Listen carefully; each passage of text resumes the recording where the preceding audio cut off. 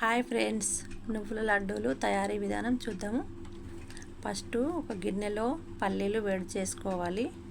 ఒక గుప్పడు పల్లీలు, ఒక గుప్పడు కొబ్బరి వేయించుకోవాలి.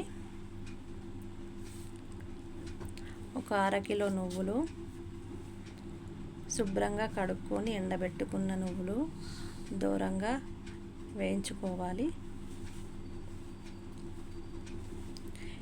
ఈ నువ్వుల లడ్డూలు మనకు ఎంతో ఆరోగ్యకరమైనవి. పిల్లలు చాలా ఇష్టంగా తింటారు. వేయించుకున్న పల్లీలు మిక్సీ జార్లో వేసుకోవాలి. కొబ్బరి కూడా వేసుకోవాలి. గ్రైండ్ చేసుకొని పక్కన పెట్టాలి. నువ్వులు కూడా గ్రైండ్ చేసుకొని పక్కన పెట్టాలి. ముందుగానే కట్ చేసుకున్న బెల్లము తీసుకొని అది కూడా మిక్స్ చేసుకోవాలి.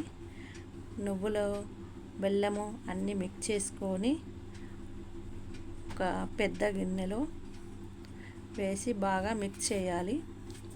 పల్లీలు కొంచెం కచ్చపక్కగా దంచి అందులో వేయాలి.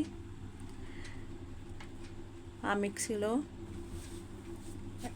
2 స్పూన్ల నెయ్యి వేసుకొని మంచిగా మిక్స్ చేయాలి.